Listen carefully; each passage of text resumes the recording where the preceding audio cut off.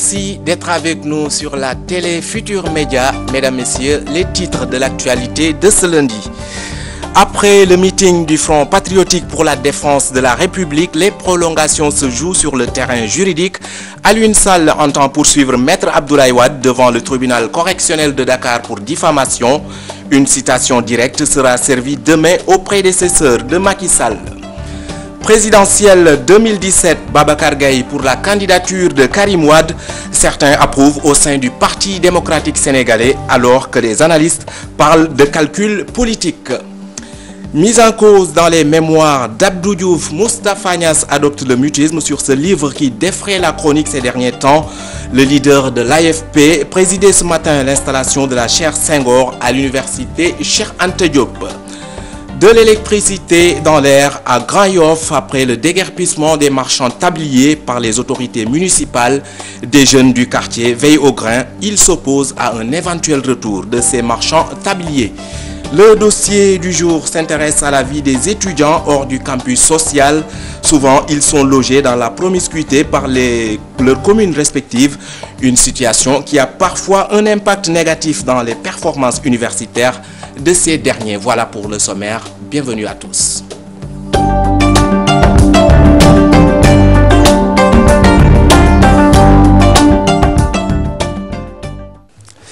Avec moi sur ce plateau, Léa Soukene Ndiaye. Bonsoir. Bonsoir Ibrahima. Bonsoir à toutes et à tous. Après le déguerpissement des marchands tabliers, la tension est toujours latente à Grand Yoff. Déterminés à ne pas revoir ces marchands ambulants dans leur quartier, les jeunes de Grand Yoff disent être prêts à barrer la route aux commerçants si ces derniers se décidaient à revenir. Modi Gaye, Aliou Diagne, reportage. L'émotion est vive, la tension toujours palpable après le passage des bulldozers. Nous sommes à Grand Yoff. Ici, le mot d'ordre des habitants est clair, tout sauf un retour de ces commerçants. C'est fini, c'est la fin, qu'ils s'en aillent et nous laissent avec notre quartier. La mairie les a déguerpis, la messe est dite. Je vous dis, c'est eux les problèmes du quartier. Des mots synonymes d'insécurité confirment un autre riverain qui dit contempler la façade de sa maison pour la première fois. On est arrivé à un point où même l'éducation de nos enfants est compromise. L'occupation de la voie publique dépasse l'entendement. Pour preuve, c'est la première fois que je regarde la façade de ma maison. Accusés, acculés, les commerçants se défendent et disent vouloir tout simplement gagner leur vie. Nous demandons une clémence à la mairie pour qu'elle nous apporte aide et assistance, ne serait-ce qu'un petit coin pour nous recaser. Ils nous interdisent même d'acheter des marchandises chez les grossistes et pourtant la majeure partie d'entre nous sont des ambulants. Grand Yoff respire aux grandes dames des tabliers et même des propriétaires de cantines déguerpies. Reste pour la mairie d'enlever les gravats qui décorent encore les lieux. Après les accusations de Maître Abdoulaye Wade dans l'affaire Petro-Tim Sénégal, Alioune Sall compte poursuivre l'ancien chef de l'État devant le tribunal correctionnel pour diffamation. Et oui, une citation directe sera servie demain au pape du Sopi par Maître Bamba Cissé, avocat du frère du président Sall. Cette citation a-t-elle une chance d'aboutir quand on sait que Maître Wade bénéficie de statut d'ancien chef d'État? Et oui, sur le plan juridique, Maître Abdoulaye Wade peut bel et bien être poursuivi pour délit de diffamation si jamais ces accusations s'avèrent fausses. L'éclairage de Maître Babou Diop dans ce sujet signé Maïmouna Ndiaye et Alioune Diagne. Le meeting du PDS suscite toujours des débats. Le frère du président de la République, Aliou Sall, traduit Wade devant le tribunal correctionnel. Mais attention, l'ancien chef d'État a un statut particulier. Un statut qui lui confère un certain nombre de privilèges. Parmi ces privilèges, il y a naturellement l'immunité. Mais comme vous le savez, son statut d'ancien chef d'État fait de lui un notable politique. Et en tant que notable politique, il se doit d'être protégé. Protection certes, mais l'immunité n'est pas absolue. C'est une immunité qui s'exerce dans un cadre. C'est comme je l'ai dit tout à l'heure, ce cadre-là est lié à son statut d'ancien chef d'État. Mais il faut également le dire, ce statut ne peut pas lui permettre d'être au même niveau qu'un citoyen lambda. Maintenant, s'il s'avère que le président de la République commet des actes, comme le ferait tout citoyen ordinaire, je pense qu'il pourrait être poursuivi également de la même manière que ce citoyen ordinaire. L'article 258 et 259 du Code pénal indique 4 mois à 2 ans d'emprisonnement pour le délit de diffamation, une amende de 200 000 à 1 500 000, mais les dommages et intérêts varient selon les préjudices causés. Élection présidentielle de 2017, Babacar Gaye propose Karim Wade comme candidat du Parti démocratique sénégalais, une proposition qui trouve un écho favorable chez Ndeye Gaye Cissé, membre du comité directeur du Parti démocratique sénégalais. Et aux yeux de Momar Diong, observateur averti de la scène politique, cette proposition peut se justifier par des calculs politiques. Il estime que c'est une bataille de positionnement pour anéantir la volonté de Maître Abdoulaye Wade de s'allier avec d'autres partis politiques. Aminata Mbaresso et Modou Diop. Babacar Gaye, porte-parole du Parti démocratique sénégalais, propose la candidature de Karim Wade à l'élection présidentielle de 2017. Une idée surprenante aux yeux de Momar Diong, analyste politique. La première, c'est que Karim Wade, actuellement, dans le cadre de la traque des biens supposés mal acquis, a des déboires judiciaires. Et je crois que ce n'est pas très sûr et très rassurant de faire d'un candidat quelqu'un qui a maille à partir avec la justice et dont on ne connaît pas l'issue du procès. On croyait quand même qu'une fois la page de Wade tournée, le processus de désignation d'une candidature au sein du Parti démocratique sénégalais allait répondre à des critères beaucoup plus démocratiques. Au siège du Parti démocratique sénégalais, l'idée est appréciée autrement pour Ndeye Gaye Cissé, membre du comité directeur du PDS. Son frère de parti a dit tout haut ce que beaucoup de libéraux murmurent. J'ai regardé l'internet et j'ai vu que plus de 2 400 000 personnes se sont prononcées en faveur de la candidature de Karim Wade. Mais le profil de Karim Wade convient pour porter la candidature du parti. Mais pour Momar Diong, d'autres motivations peuvent sous-tendre la sortie du porte-parole du PDS. Il y a une coïncidence entre cette proposition qu'il vient de faire et la main tendue de Wade récemment en direction d'Abdoulaye Baldé, de Idrissa Seck et de Pape Diop. Est-ce que pour des questions évidentes de positionnement, Babacar Gaye ne veut pas briser l'élan? Je crois donc que ça peut plutôt obéir à une manœuvre visant tout simplement à torpiller ce processus et dans une logique de positionnement au sein du Parti démocratique sénégalais. L'ex-président du conseil régional de Kaffrine a jeté un pavé dans la mare libérale, un vent de contestation en vue au sein du Parti démocratique sénégalais avant 2017. Et nous vous l'annoncions en titre, première sortie du président de l'Assemblée nationale après la publication des mémoires d'Abdou Diouf. Moustapha Niasse n'a fait aucun commentaire sur la parution de l'ouvrage dans lequel il est pourtant cité. Et oui, le progressiste en chef est resté de marbre sur cette question. Moustapha Niasse présidait ce matin l'installation de la chaire Senghor à l'UCAD de l'université Cheikh Anta Diop de Dakar. Le temple du savoir abrite le colloque international Senghor, l'universel, compte rendu Ndeye Mbosessi Mardian. Venu présider l'ouverture du colloque intitulé Senghor, l'universel, Moustapha Niasse était aussi attendu par la presse sur des questions d'actualité. Il s'agit notamment des mémoires de Abdou Diouf. Seulement, le président de l'Assemblée nationale refuse de commenter l'actualité, préférant plutôt rendre hommage à son maître, Léopold Sédar Senghor. Qu'au terme de ce colloque, nous nous serons mutuellement enrichis et nous nous serons dotés les uns et les autres de leviers nouveaux d'analyse des bases d'une inspiration pour analyser en profondeur les composantes de l'œuvre de l'homme Senghor. J'ai eu le privilège et l'insigne honneur d'avoir assumé aux côtés de Senghor la fonction de directeur du cabinet présidentiel du 4 mars 1970 au 15 mars 1978. Tout cela, je le dois à Dieu, mais surtout à la confiance du président Senghor. Ce colloque marque aussi l'inauguration de la chaire Senghor à l'université Cheikh Anta Diop. Cette chaire Senghor permettra aux étudiants d'avoir une ouverture d'esprit, mais également un esprit critique. Ça leur permettra également de discuter aisément avec leurs homologues des autres universités. Ils seront capables d'échanger à travers le monde, parce qu'il ne faut pas se suffire de ce que l'on a uniquement dans son université, mais plutôt de voir ce qui se passe ailleurs. Cette chaire Senghor est un outil d'échange entre intellectuels. Le colloque se poursuit jusqu'au 26 de ce mois. C'est l'occasion pour la communauté universitaire de revisiter l'œuvre du président, poète du Sénégal. Parlons à présent du sommet de la francophonie. Plus l'événement approche, plus Dakar embellit.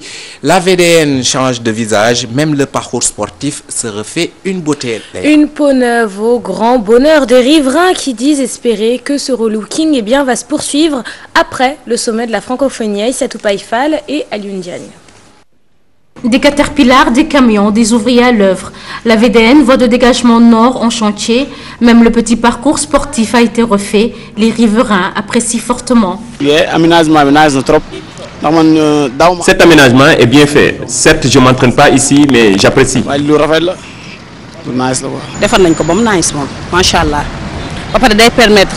C'est bien fait. La vue est belle et les piétons peuvent désormais circuler tranquillement. J'encourage ce geste. Cet Italien vit à Dakar depuis 3 ans. Cet embellissement de la VDN, à coup sûr, va s'étendre sur toute la ville de Dakar. J'espère que Dakar peut être la grande ville de l'Afrique de l'Ouest, à commencer d'ici, dans la VDN. Dans le cadre de la francophonie, mais aussi pour tout le monde, parce que c'est très important que Dakar peut être vraiment la plus importante ville de l'Afrique de l'Ouest. Sénégalais et Sénégalaises sont ravis de ce geste de la mairie. Maintenant, nous pouvons faire nos entraînements tranquillement. Mon seul souci, c'est la poussière. Sinon, tout est bien fait.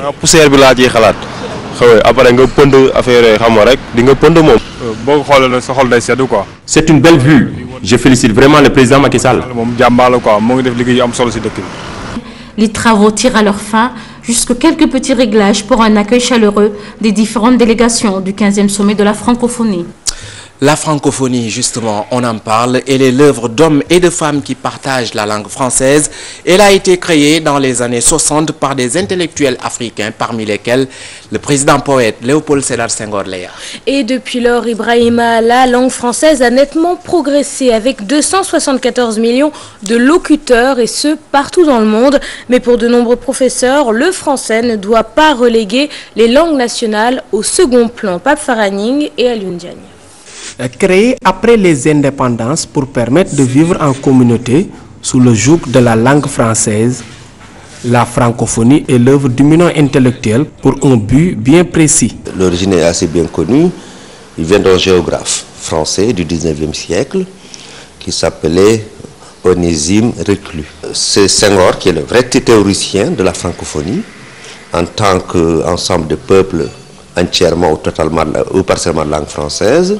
La France est une puissance coloniale qui s'est longtemps maintenue en Afrique, comme on l'appelle, francophone, que ce soit l'Afrique de l'Ouest ou l'Afrique centrale.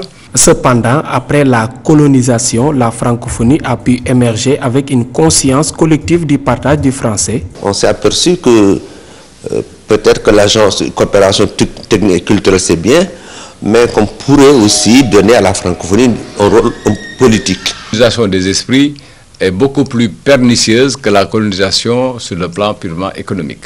Mais la francophonie pose aujourd'hui des débats très agités autour des autres langues nationales.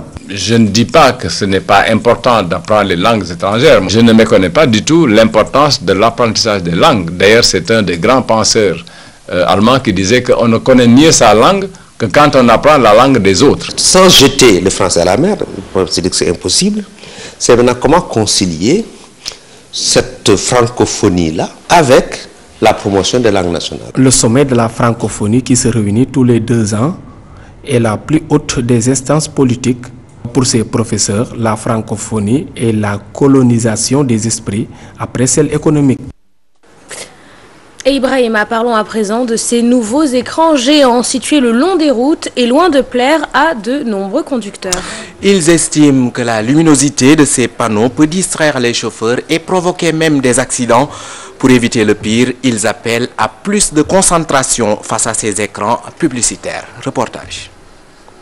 Les écrans lumineux au milieu d'un rond-point, sur les toits des maisons ou même dans les virages, avec des effets qui réduisent considérablement la vision des conducteurs sur les axes routiers. Je trouve que au fait, ces écrans sont assez éblouissants et diminuent au fait, la visibilité lorsque l'on conduit. Allumer ces panneaux réduit notre visibilité. Il faut des efforts pour mieux voir. C'est le reflet qui dérange notre vision. Ça nous gêne, surtout la nuit. Les plus dangereux sont ceux installés au milieu d'un rond-point qui polarisent le plus de véhicules venant de diverses directions, confirment ces chauffeurs. Si tu ne fais pas attention, tu risques d'être gêné par la lumière. En cas de coupure, c'est encore pire. En fait, il faut ralentir et essayer de faire attention, sinon avec l'éblouissement, on ne voit plus rien du tout. Cette modernisation peut être à l'origine de plusieurs catastrophes. Tout peut y arriver, même les accidents. Oui, je confirme, il y a des risques. Cela peut conduire même à des accidents si l'on ne fait pas attention. Le Sénégal a l'ère de la modernité avec ses écrans qui ont rendu le visage de la capitale reluisant. Mais selon certains chauffeurs, leur emplacement n'est pas bien réfléchi vu les dangers qu'ils peuvent engendrer. Je vous le disais en titre, le dossier du jour s'intéresse à la vie des étudiants hors du campus social. Ils sont logés pour la plupart par leurs différentes collectivités locales et souvent, ils vivent dans la promiscuité. Léa. Des hébergements peu commodes, d'autant plus que souvent, des étudiants doivent quitter les lieux car leurs communes doivent des arriérés aux bailleurs. Une situation non pas sans conséquences sur les performances universitaires de ces jeunes. C'est le dossier du jour. Il est signé Maïmouna Ndiaye et Modou Diop. 2 chambres, un salon pour une trentaine d'étudiants ressortissants de Richard Toll, un appartement exigu, des bagages penchés de part et d'autre. Ceci n'est qu'un exemple. À Dakar, beaucoup d'étudiants vivent dans ces conditions. Nous en avons 4 locaux, 2 des filles et 2 des garçons. Donc comme vous voyez ici déjà, il n'y a pas les conditions adéquates pour pouvoir apprendre. Elles vivent entassées ici dans les locaux. Il y a toujours les problèmes de facture, coupure d'eau et coupure d'électricité. Des bâtiments qui menacent souvent ruine, des apprenants victimes d'arriérés de salaire. Les mairies sont indexées. On est menacé d'expulsion parce que ce bailleur-là, on lui doit 6 mois d'arriéré. 6 mois d'arriéré. Au-delà de cela, il nous a montré un papier de démolition des locaux parce que c'est pas du tout, comme vous le voyez, c'est pas en bon état. Donc obligatoirement, payer ou ne pas payer ce logement-là, on est appelé à sortir. L'Association des maires du Sénégal répond, leur budget ne couvre pas souvent les besoins. C'est au dernier moment qu'on puisse voir ce qu'on pourra attribuer aux étudiants. Donc même si on budgétise, c'est pas seulement ce qu'on a budgétisé qu'on donne aux étudiants, on essaie de voir vraiment les possibilités de la commune et c'est en fonction de ça qu'on les appuie chaque année. Cela ne semble pas rassurer ces étudiantes. Elles travaillent dans l'angoisse et le stress. Nous vivons dans des conditions extrêmement difficiles parce que là nous sommes en surnombre. Il y a beaucoup d'étudiants. Avec les nouveaux bacheliers, on est en surnombre. À chaque fois, on rencontre des problèmes. On peut à chaque instant être expulsé de la maison. En partant à l'université, à chaque fois, on se dit qu'en rentrant à la maison, on peut trouver nos bagages en bas ou autre. C'est très difficile. Pour le maire de Matam, la décentralisation des universités est la seule solution. Comme vous le savez, quand même, les étudiants qui viennent de la région de Matam et d'ailleurs ont des problèmes pour l'hébergement au niveau de Dakar. De ce fait, nous, au niveau de la commune, on leur attribue des bourses et c'est avec ces bourses-là qu'ils arrivent à payer l'hébergement. Mais c'est un problème énorme quand même pour les étudiants qui viennent en dehors de la région de Dakar. Donc il faudra que l'État essaie de faire quelque chose pour ça, puisque c'est très difficile. Il y a beaucoup d'étudiants qui n'arrivent même pas à finir les études à la suite des moyens de l'hébergement. Donc je l'ai souligné au ministre et j'espère quand même qu'il va tenir compte de ça. Solution toujours recherchée à cette problématique qui menace ces apprenants, un fait qui n'est pas nouveau. Le gouvernement est interpellé.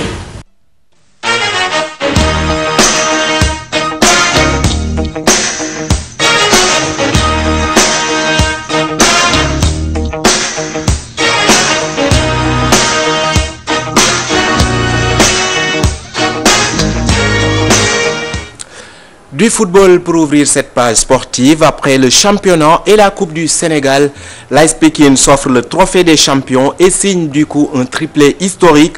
Les Pikinois ont dominé Guédiawaye Football Club sur le score d'1-0. Le match s'est joué au stade Amadou Barry. Les temps forts avec Abdoulaziz Kane. Et de 3 pour l'AS Pikine, les Pikinois continuent de surfer sur la vague de leur succès de la saison dernière en s'adjugeant le trophée des champions, battant en finale le GFC sur le score de 1-0. Un match où Thierno Niang aura tout connu. Dès la 11e minute, il a l'occasion de donner l'avantage aux Pikinois sur penalty, mais son tir est détourné par Pape Diatta Ndiaye.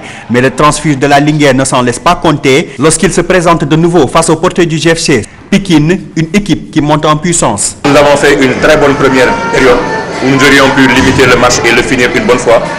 Mais en deuxième période, j'avoue que nous avons un peu souffert, ce qui veut dire qu'il y a encore des choses à repréciser. Malgré ce succès, Al-Sandje a encore des dossiers en suspens, notamment celui du buteur du jour que la Linguère ne veut pas libérer. Je fais confiance à mes dirigeants et je sais qu'ils vont négocier serré. Maintenant, les joueurs dont vous parlez, pour la plupart en tout cas, ils veulent être avec nous. Nous les voulons également. Nous avons des échéances africaines, nous sommes des Sénégalais. Et voilà, je pense que s'il est possible que chacun y mette en tout cas de sa main pour que nous réussissions en tout cas, eh bien, ce serait tant mieux. Le GFC n'a pas pourtant démérité dans cette rencontre et Malick Diop se félicite d'avoir offert une belle opposition aux champions en titre. Je pense que sur le plan technique et sur le plan tactique, nous avons été à la hauteur de Pikine, peut-être même plus. On a manqué de réalisme un peu parce qu'en première mi-temps, on se crée 3 occasions qu'on ne met pas en fond. Je pense qu'ils ont été plus réalistes, mais sur le plan technique, sur le plan tactique, sur le plan mental, je pense qu'on a été à la hauteur. Après ce succès, les défis qui pointent à l'horizon sont immenses pour l'AS Pikine. Conserver son titre de champion, ce qu'aucun club n'a réalisé depuis l'ère professionnelle, et réaliser un bon parcours en Ligue africaine des champions. Gala de la francophonie. Les lutteurs sénégalais ont remporté 8 combats sur 15 organisés par le CNG en marge des festivités du 15e sommet de la francophonie ce dimanche au stade Demba Diop avec la participation du stade et du Niger. Ce tournoi contribue au rayonnement de la lutte traditionnelle africaine, Ibrahima. Voilà, Léa Ndiaye, c'était tout pour l'actualité de ce soir. Merci à toi d'avoir partagé le plateau avec moi. Plaisir partagé. Merci à vous également de nous avoir suivis. Prochain rendez-vous d'information, le tout en image de 0 heure. Mais dans quelques instants, vous retrouvez Mamfatou Ndoye et son équipe dans Sport à la Une. Bonsoir à tous.